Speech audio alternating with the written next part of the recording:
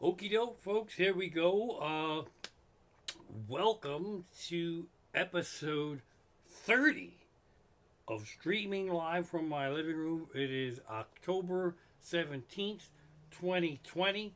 And if you've been here for all 30 episodes, wow. Uh, Episode 30, just so you understand something here, is that the higher the episode number goes, the nutser I will be because this thing was never supposed to go 30 episodes. I've got cheater notes here. Sparky's in the house. Uh, my lovely wife is behind the curtain, just like in The Wizard of Oz, and she'll be in and out of the chat. I want to thank a few people who made the donations, the $20 donations earlier for the very limited edition fridge magnets. That's really pissing off Sparky. Sorry about that. I got a few of these left. If you want one of these magnets, you got to send me $20 donation, not in the chat, but through the PayPal link, because I'm a dick. I got a few of these left. 20 bucks gets you a free one of those. Let's see what else is going on here. I'm a little crazier than normal, and that says something. Uh, Again, hop in the chat, introduce yourself, tell us where you are streaming from. No, you're not streaming from anywhere. See, that's how crazy I am. Tell where you are watching from. I am streaming from right here.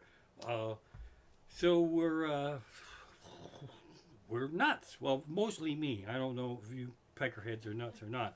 Uh, but there is no politics here unless I snap and go nuts, and that could happen any day now.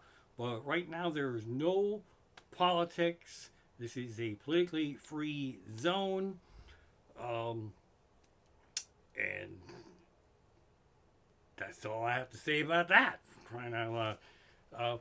My wife, behind me in the chat, she has from moving her downstairs, she has a tremendous challenge because, see, YouTube is on like a time delay. I see me live right there, but over here on my iPad, I see that time delay that you peckerheads, I mean that in a nice way, you all get to see.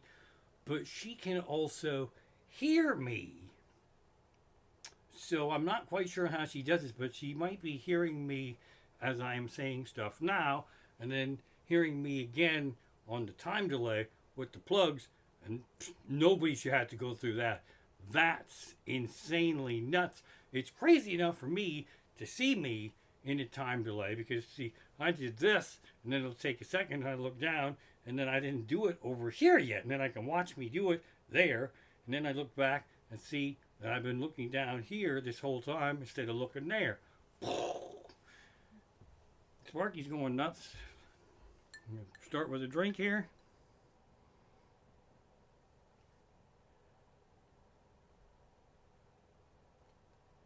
There you go, showing off. Man, if I could just stand on the microphone and drink, and folks would be entertained, that'd be really badass. Oh, another one? I think she's good. Okay, so here's another thing. Round of applause for Sparky because this didn't occur to me till last week, but she has been facing the camera for weeks. That's kind of incredible because there's no rules here. That's a bird, and she can just look where the heck she wants. You see her fly in and out of this thing. But when I talk to my wife and she speaks, then Sparky can hear her back there. And then last week she turned around because it seems like it's more fun with my wife in the dark than it is with me here in the light. And who could blame anyone for thinking like that? So Sparky's been playing for the camera until she realizes the fun's on the other side of the curtain. So we'll see how long that lasts. Couple of things going on here. Like I say, the magnets, I don't know if I'm going to have those to sell as regular merch. I'll have bumper stickers and coasters, but that's going to be over on my Patreon. I think there's a link to buy the new t-shirt design. I would like to remind you, nice folks, I've been out of work for 31 or 32 weeks now because I took a few weekends off. So if you want to buy stuff, that's great. This new Streamlabs thing that I'm doing is when I learned this, them crazy people that stream, I just did a guest Zoom appearance today. See, she turned her back on me because she knows the ladies back there. When I figure out Streamlabs Deluxe, I can make this background like the Bat Cave or something creepy or science fiction-y, but I don't know if I have the brain power to learn this stuff. I know it's there, so one of these weeks you're going to tune in and you're going to see me in the Bat Cave, or I'll be standing on the moon or some crazy shit like that. So I'm excited about that, but again, it's a lot to learn. Um, Magnets, Streamlabs, backgrounds coming soon. Oh, the guest Zoom thing I did today was pretty amazing. Longtime friend of mine, Jim Mendrinos, New York City comedian. I tricked him into coming to East Greenville to open for me one time a couple years ago. New York Underground Comedy Festival is going to be doing a special Zoom in early December when I have been invited to partake of that. So I don't have any details yet, but I'm very excited. And in keeping with the worst year in the history of my career, I don't think there's any pay involved for that either. Either. But what the hell? It's something to do. So I'm looking forward to that. Friday night coming. I'm just doing like commercials for myself here.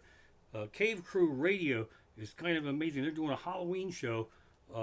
They've been Zooming like this for a couple of years. There's one guy in Toronto, one guy in Brooklyn, and one guy in England.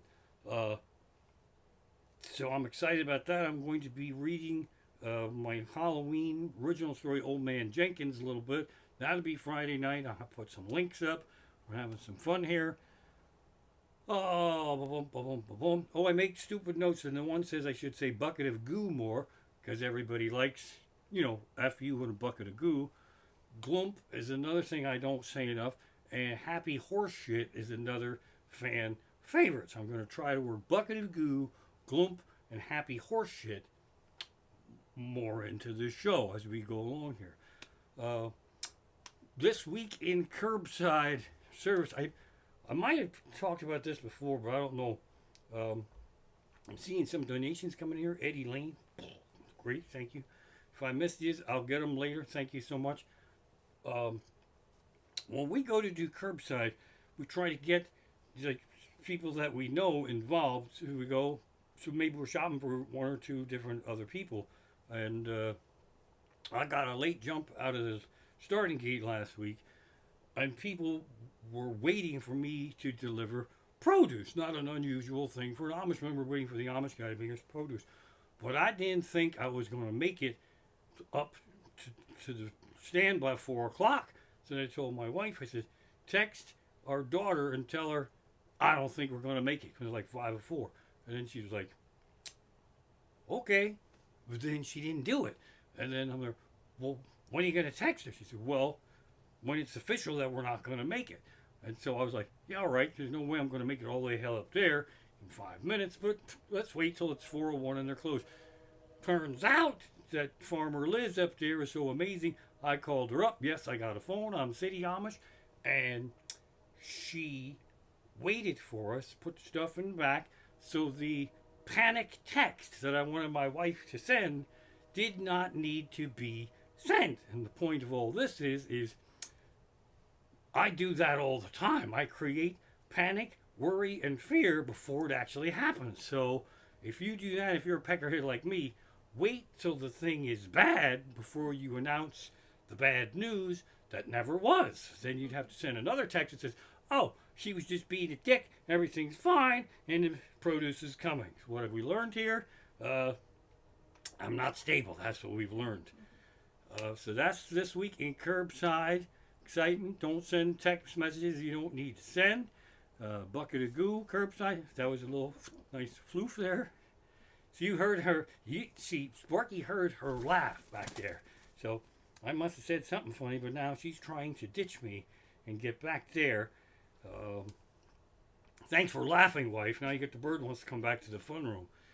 So here we go here now. That's bucket of goo, curbside. Causing panic.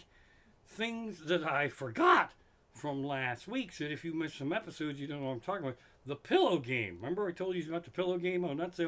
My wife and I would lay in the bed and I'd take a pillow, and we throw it straight up in the air and let it land on our faces. It's a stupid game. We haven't played it for years. And if you panic and put your hands up, then you lose. Well, one of the pillows that I had a pillowcase, and the pillow kept flopping out of it, and so I wasn't thinking, and I tied a knot on the pillowcase, which added a few more elements of danger to the pillow game. Because if you take even a pillow in the face, but if the knot hits you in the eye, that's bad news. So things that I forgot, not in the pillowcase, boom, roasted. Let's see, moving down my notes, as I look down my notes, then the deeper I get, the bigger my head goes.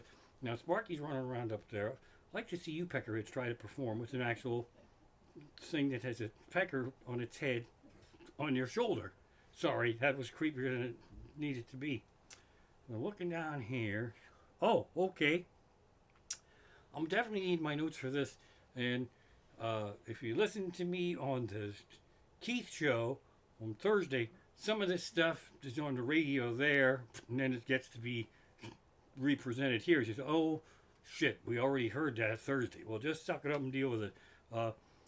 I have pet peeves. Pet peeves of mine are stupid phrases that people use, and it pisses me off, and it's phrases that I don't think that we need. And no, it's not going to stop anyone from using them, but Sparky, this isn't distracting at all. Hold your horses. A couple problems with hold your horses is a lot of people don't have horses. So when you say hold your horses, they're like, yeah, whatever. And also, if you have horses, I don't think it's fair to penalize the horse with restraint while you make up your fucking mind. So hold your horses, get it the hell out of there. Another one that I don't like is go to hell, because this implies hell is a destination that you could put into Google Maps and load it into the Waze program and avoid other obstacles of hell on your way to hell. It also implies that somebody has the power to cast you to hell. So when somebody tells you to go to hell, say, fuck you in a bucket of goo.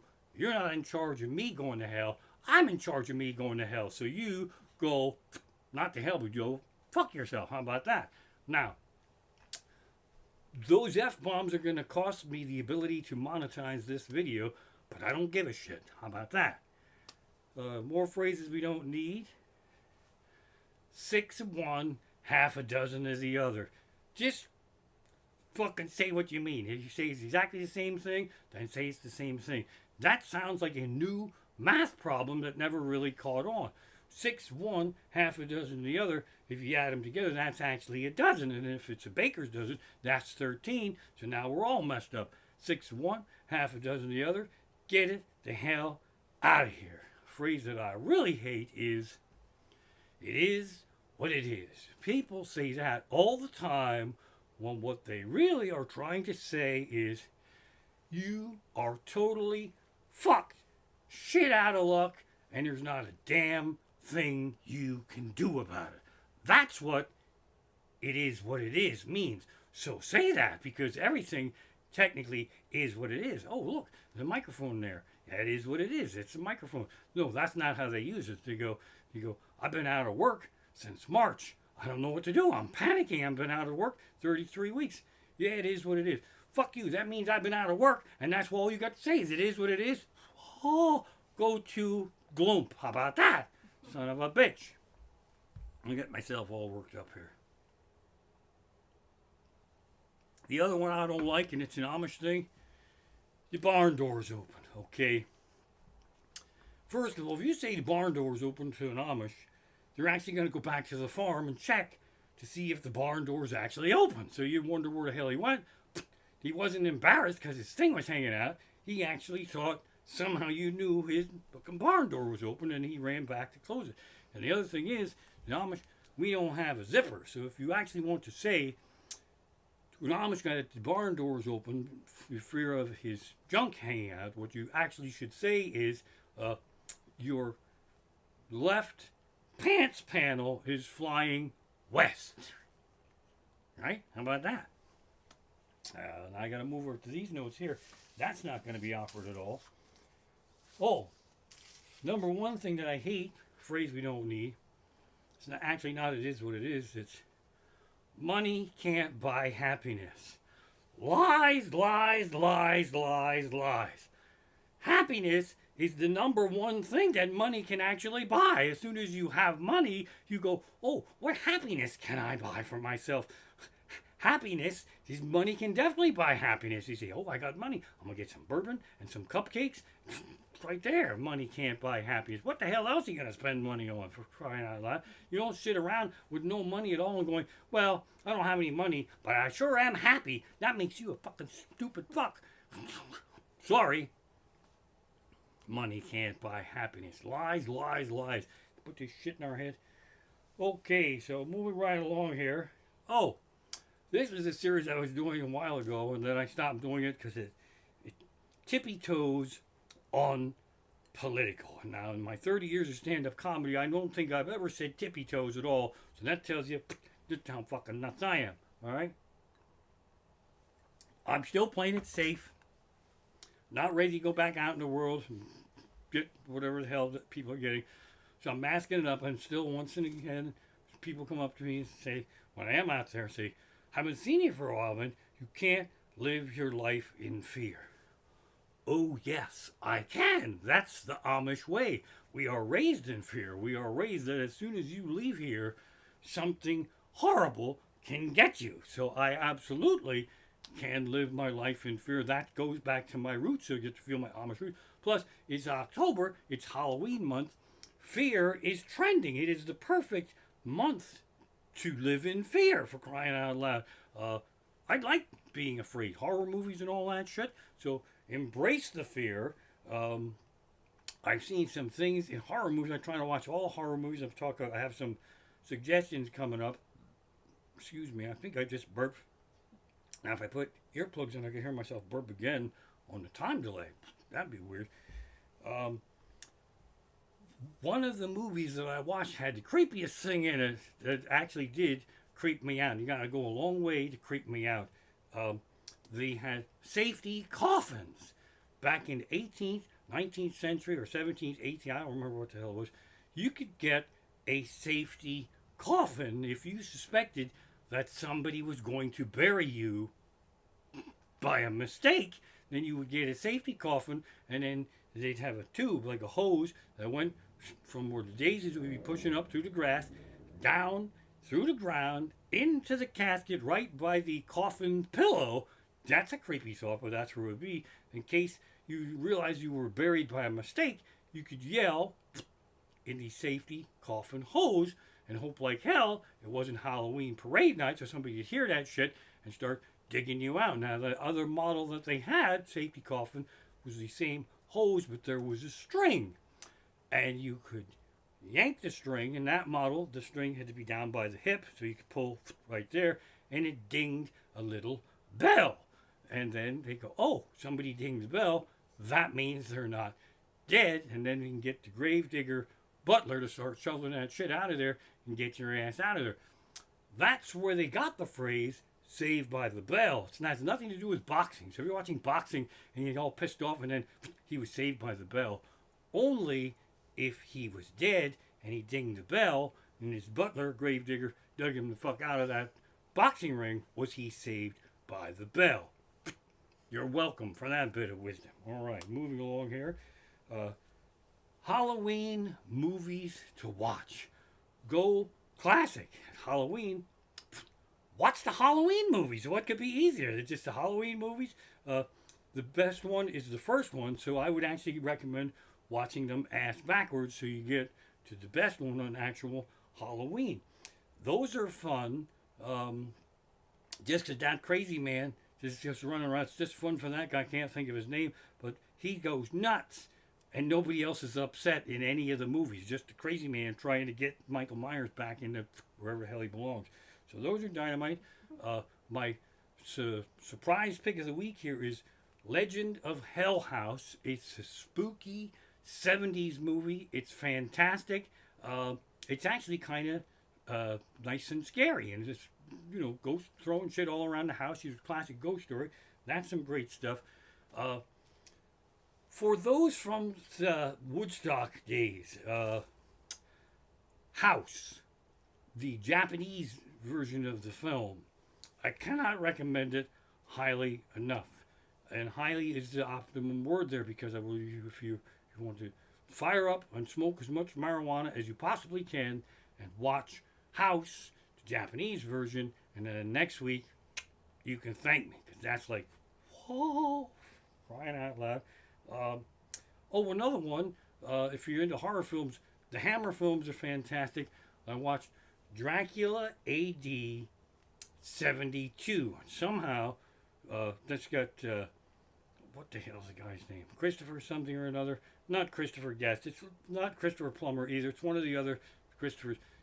Dracula was crossover, early 70s. Somehow Dracula gets zoinked into the future and has to deal with hippies. So you take Dracula and land him in a whole bunch of hippies.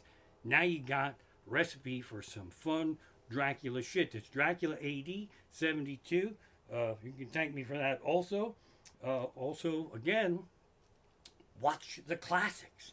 The Friday the 13th movies, the number one was actually filmed, part of it in Blairstown, New Jersey. So that's kind of fun there. And what I love about the Friday the 13th movies is all the actors are annoying, so you can't wait for them for it to be their turn to get fucking dead. That's some great shit there.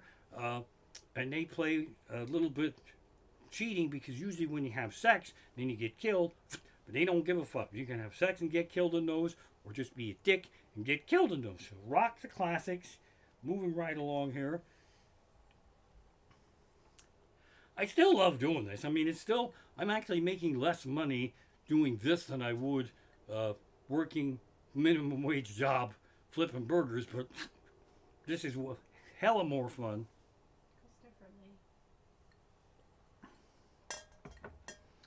What did you say back there? Was it Christopher Lee? It is Christopher Lee. That's right, Christopher Lee. My wife chimed in with all the Christophers from the Dracula movies. It's Christopher Lee.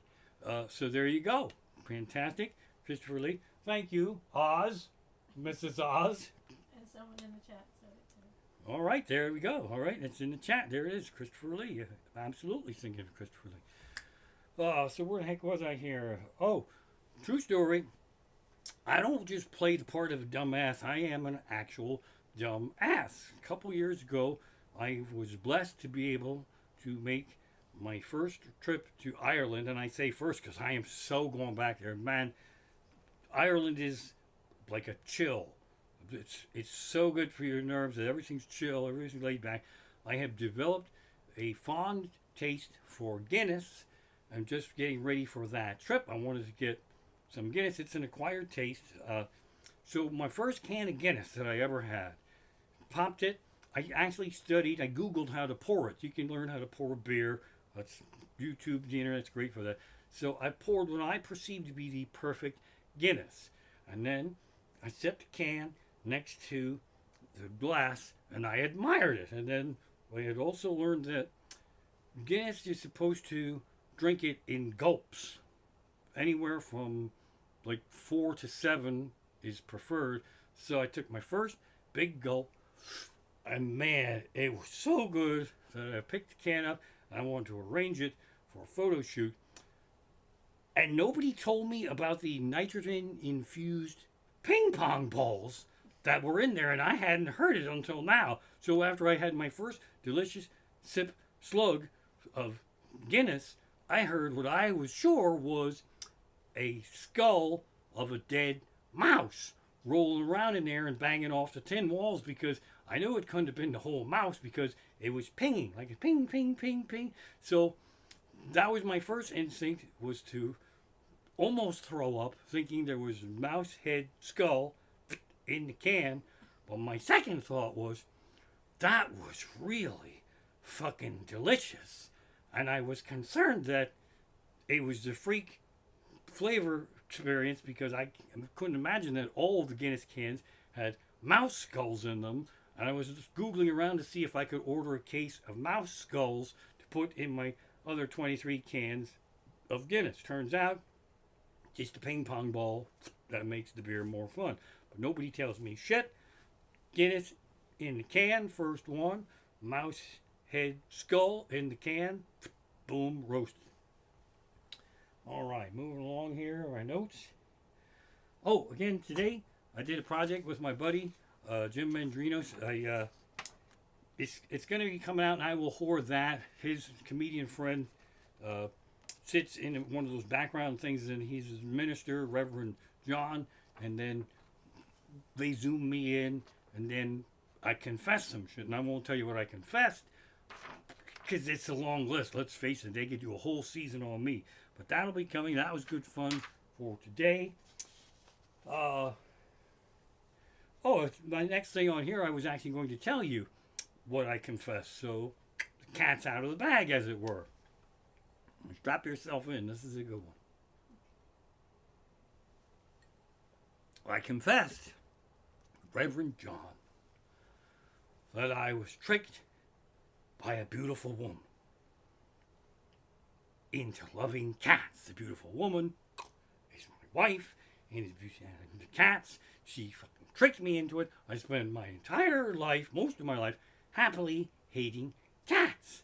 Now, I love cats, and I fucking hate that I love cats. That's part of the confession of the sin, because you love something, then you hate it, then you have a little bit of guilt. And here's how it happened with me. My wife was always putting out the cat food out back for the ferals. And I wouldn't have nothing to do with this shit. This is going back about 4 years.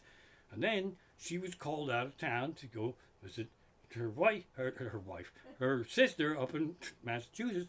So now she said very nicely to me, she said, I'm not asking you to love the cat. I'm just asking you to take food out for it. That's all. All right? Just take food out, and whatever you do, don't touch the cat, because it might have rabies. Well, because I'm a dick and I don't like to be told what to do. As soon as she was up in Massachusetts and I went out to see this cat, I was right away. I'm like, nobody tells me if I can touch a cat. I'll touch a fucking cat if I want to touch a fucking cat. And then I started petting this fucking cat, and the next thing you know, fuck me in a bucket of goo.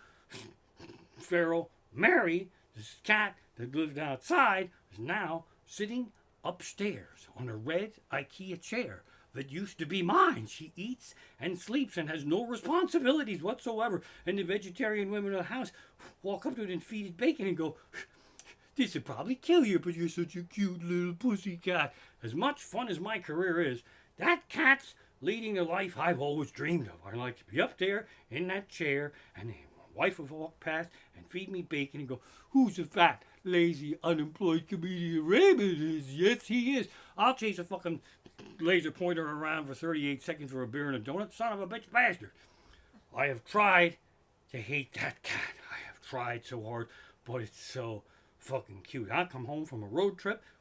Everybody's asleep. Nobody gives a shit that I'm home except that cat. 3 o'clock in the morning, I'll go up to do indoor plumbing. Still gives me a thrill. And I'm sitting on the toilet, and that cat will sex around my boots while I'm on the toilet. Oh, I missed you. That's a good friend who roll around down there while you're sitting on the toilet. None of my buddies roll around down there after the Eagles lose with a Heineken. Hey, rough game, dude. Oh, fuck me. So the Mary stories continue here. I have to check for notes here. This stuff I used to perform when I could perform. Everything makes me sad. And saving cats also turned me into a dick, because I'm allergic too. I got tricked to loving something that sucks the very breath out of my lungs. It tells you what kind of power this woman behind the curtain has over me. But it turned me into a dick. If you go to the market and they say, would you like to donate $1 to save cats? No. Fuck you. You can't save a cat for $1. It takes at least 10 weeks, $300, Facebook fan page, bottles of Zyrtex. I got to fucking shower all the time. I'll keep that fucking $1 for Zyrtec and cat food if you don't fucking mind, son of a bitch bastard. And then the reward for saving cats was there was a kitten. Mary had a kitten, and fans adopted it. They just took it. And it was a Sunday afternoon, and instead of watching football like everybody else, we were off to a wedding in Reading, and I was pissed off because I was tired and I didn't want to go. And I turned to my wife and I said, how do we know these people? I said, oh, they're the people that adopted the kitten. This is not a fucking reward. This is a fucking penalty. I'm going to a fucking cat wedding. I was all fucking pissed off. I think I told this story before, but I don't really give a shit. So the more cat stuff going on here is that also, I don't know why, but I get bargains on cat food and stuff. And if you put shitty cat food out, even the squirrels won't eat it. And I don't spend a lot of money on it, but I just bump it up. And I do a nice little buffet for them and mix in this kind of food and that kind of food. Because what the fuck, they have a rough life. So people in the neighborhood let their cats out, and they love the buffet that I'm serving. So some of the ferals that are eating this fucking cat food aren't even wild. They're just, then you put it on Facebook, and then people go, oh, that's my cat. He always comes home. Not always. Would you trust your pet with me when I'm not fucking stable like that? Son of a bitch bastard. Then we go back to my comedian friend who told me I should start a foundation to save feral cats. Well, that pissed me off too, because when I'm trying to raise money for myself, like now, as generous and awesome as you people are, it can be a struggle. Well, people don't have money. And I had to keep Bearcat alive out there. It's my latest project for 4 years. Slightly less feral than a squirrel. So I had to get him through the winter. Since last year, I launched a Facebook fundraiser to raise cat money to get Bearcat a feral house with a heater. And I kind of drunk launched it. And I thought, I'll just check it in the morning. In the morning, it was fully fucking funded. $250 for a fucking cat. And I can't... Oh. Then my comedian buddy said you should start a foundation for feral cats. Well, I'm out of work for 31 weeks. When thousands and thousands and thousands and thousands of cat dollars are coming in, you think I could be fucking trusted with foundation cat money? No fucking way. That's a lawsuit waiting to happen. Boom roasted. I'm definitely at the point where I think I just told you this stuff, not in previous episodes, but like earlier today. Oh, look me. So here we go. Oh, that's the thing too. There's a story. Just trolls in my idea hallway. They just do whatever they want and they remember shit randomly for no apparent reason. Allergy pills aren't the cheapest, but even as expensive as they are now, just however many handful of years ago, they were really hard to get. They were prescription. And then you had to go to the doctor for something else and then ask for free Zyrtec samples or Allegra or whatever the fuck it was. They were actually pretty damn expensive. And my sister-in-law across town somehow would know that her dog got out and call my wife. And then we'd go run around the neighborhood and look for this fucking dog. But I don't know how she even knew it was out. But she was teaching at the school. And then, so that's what we would do. So before we go and look for this dog, I would have to take one of my $10 sample pills, horse pill, and pop that fucker in. And then I would go look for this dog. And then on one particular occasion, oh, yep, my wife, well, no problem. He's taking his pill right now, and we'll go look for the dog. So I popped the pill, and then she called back, the sister called back in 15 seconds, and she goes, did he take the pill? And I could hear her on the phone, yes. Well, the dog came back home. Motherfucker, and I wasted a fucking $10 pill because the dog was already home, son of a bitch bastard. And again, my stories don't really have a point or an end to them, but there you go. Looking for the dog, expensive pills. Okay, here's the thing too. I want to do this. I don't know if this will be any good or not. Losing my fucking mind here. As this is episode 30, see if I can find it. I popped out the set list for episode 1. This was March 21st, 2020, and I'm telling you, I'm not a harbinger of doom, but I knew this year for me was fucked. Back in March, that's how I got to get into streaming here. So I made some notes here, and some of this shit isn't even material, it was just observations. Stage fright jitters of streaming live are exactly the same as when you're there. I don't fucking understand that at all, because I love that. I love performing.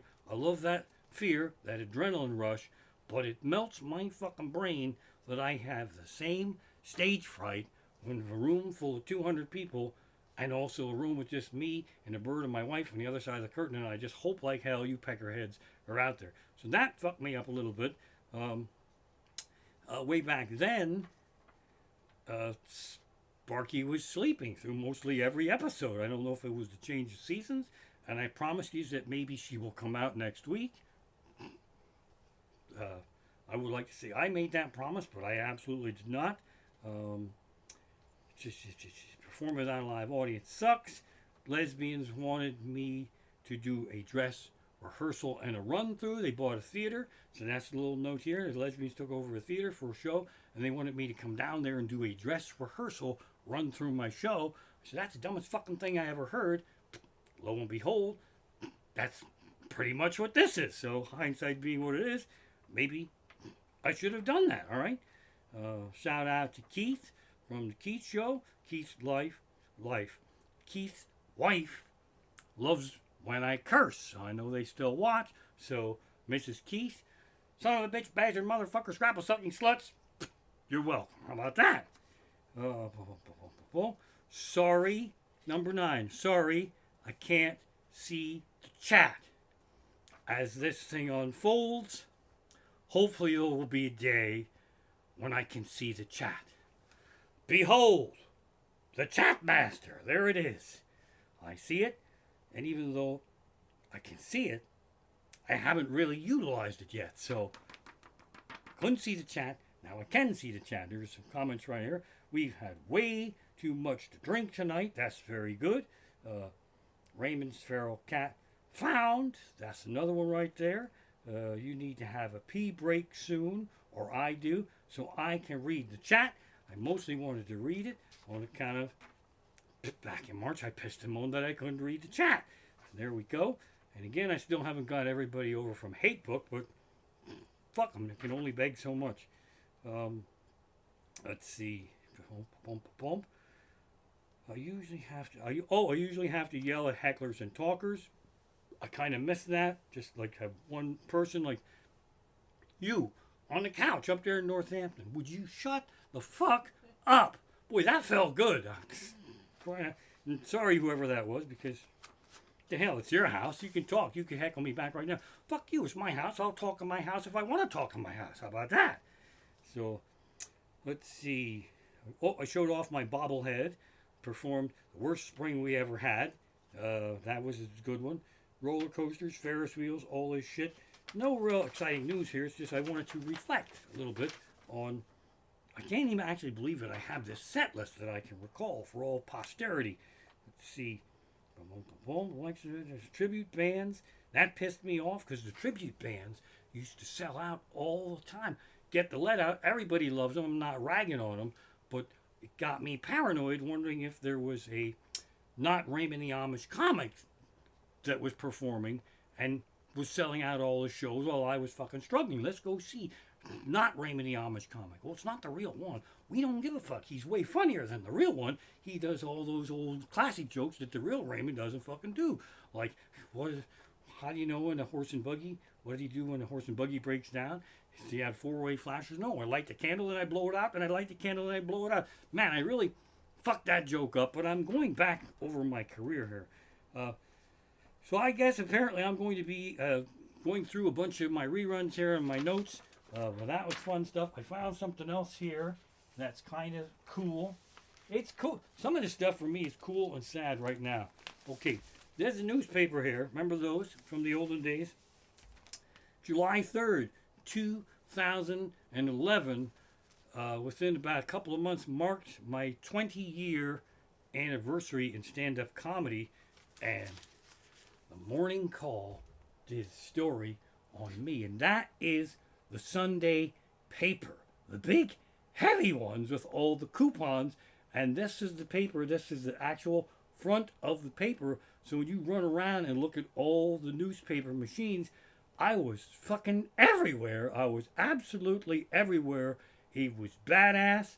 And now look where I am now. I probably wouldn't even have this streaming in my living room gig if I wouldn't have had that celebration. But it gets even better because inside the Morning Call, the Go Guide was all me. Look at that. I am a fucking centerfold in the Go Guide. Hey, out. Check this shit out. Now, look at that. You would think anybody, Sparky's hammering at this thing, you think anybody who had a centerfold in the Go Guide 10 years ago would at the very least have a nicer fucking living room. How about that? So that's a little nice memory to share with you, peckerheads. Put that over there. Moving right along here. Let's see. Throw my note on the floor. Sparky's getting a little pissed off at me here. I can't stress this strongly enough. Everybody's nerves are shot. They go different levels of being shot. Do fun stuff. Read books. Listen to music. Dance. Draw. Play. Be fucking ridiculous. You got to figure out a way to take care of yourself right now. It's really, really important. And if you live with someone, my wife is amazing, but we take turns being nuts. When you see one of you is nuts, the other one has to kind of fucking crank it up a few notches to reel the other one in. And then even if you want to have a little fight, you were nuts yesterday. Now it's my turn to be fucking crazy. Okay, I'll be the happy fun one, and then tomorrow you can be nuts again. So we got to help each other through this whole thing. We love reading, so that's kind of amazing. We have a little book club going on here, and my wife and I, we look so pretentious and snooty. You have a glass of wine, and I'll have the bourbon, and we'll have our Kindles, and we'll read books together. And it's these fantasy series books. We're reading the Stormlight Archives. That's what if you read the Wheel of Time series and you're having withdrawal, that's a good thing to read. But since it's Halloween, I like to read scary shit too. So I can read 2 books at a time. And I realize how that sounds. I flip-flop. I read this one, then I'll put it down. And then I read that one a little bit, and I can flip-flop back and forth. But when I say I can read 2 books at a time, it definitely makes it seem like I can read 2 books at a time, which I actually wish I could, because I'm like that fucking Twilight Zone guy who gets stuck in the vault and the world blows up and he can't read everything. I actually wish my left eyeball could read a book over here while my right eyeball could read a book over there. I don't know what impact that would have on my dreams, and I challenge any of you to stream live from your living room and have your pet cockatiel go from the microphone to the top of your hat and just try to pretend like everything's fine and nothing really happened. So if I stand up, she's out of the picture now, right? Ain't that weird? That's some weird shit. All right, so now, if I turn my head, she'll be pissed.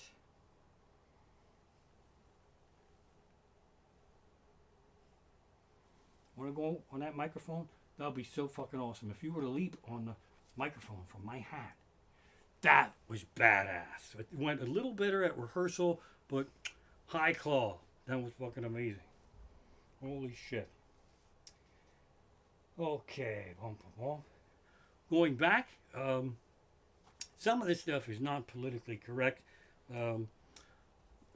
What this past year has done for me is I actually think that I've become far less of a dick than I used to be. I'm trying to be nicer to people and I just try to put positive things out there in the world. But going back when I was a dick, kind of missed that a little bit. When I used to work out at the Gold's Gym, I had weird clothing. I don't even know what the hell it was. But I didn't wear the traditional workout clothing that most of the bodybuilder peckerheads over there wore. So the one guy, it's a miracle he didn't just beat the fuck out of me. He said, man, that outfit is really gay. And I couldn't just leave it alone. And there, what are you trying to say, that when I dress like this, you are feeling some sort of sexual urges towards me? And that would have been the time when he could have fucking killed me, and he didn't. But that was dickish of me to say that, and newer me wouldn't really say that. Newer me would say, oh, thank you. Mwah, mwah. Stories don't really have a point or an end to them. Oh, modern times. I probably did this before, but I don't think I did. I keep forgetting. Modern times courtesy dictates that when you have friends come over, before the bowl of snacks come out, you really should make sure you have a bowl of phone chargers, blocks, portable chargers, whatever kind of wires you have. This is modern times. It's come in, may I get you a wire? May I get you a charging block? And also, some high-tech lesson for you here.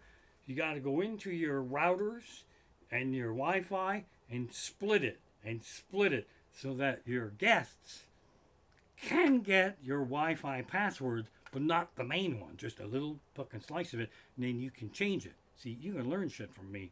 That's another thing. You have the Wi-Fi password, but you should have it split so they can go in the special room. This show is a public service show. That's what this show is. Crying out loud. Let's see here. Mobile devices, morning calls. That's when I'm in trouble doing a show like this, because when I go to the note page and I see that I've actually performed everything on this already, and I'm like, what the actual fuck is going on here? I'm gonna take a quick peek in the chat. I can't thank you peckerheads enough. Again, if you sent a $20 donation even after this show started tonight, through PayPal, I try to get you one of these magnets, because this is what I'm doing now. I'm juggling, selling magnets, bumper stickers coming out, coasters, any kind of shit. You know, I'd sell luggage, but who the fuck can travel? If you have any questions or requests for material, put it in the chat. I really can't think of too much else to say. I am confident that I set the Baboomsa timer for this show to end. And the alarm's not going off, and I stand here like a dick. Oh, it's actually, there it is. How about that? That's fucking timing. See, I worry about this shit. Map all this fucking shit out. I do need to get a big finale. And again, when I learn Streamlabs and I have the special background, I can program all that shit. I can't even talk tonight. I can program all that shit in there to, like when it ends, the one show that we watch, streaming show, Dusty Wheel, they go, smash to black, and then the whole fucking thing blacks out, and he doesn't have to lean in like a dick and go, let's see if I can turn this thing off. I love you. I appreciate it. Thank you so much for coming out. Episodes will run smoothly through October and November. It could be a little shaky, so hang in there with me. Keep yourself safe, and I will answer that phone and see you peckerheads next week. I also have to do scary stories by the campfire. Son of a bitch, I forgot to do that. I'm out of here. I'm shutting this off. Let me reach. Bye-bye.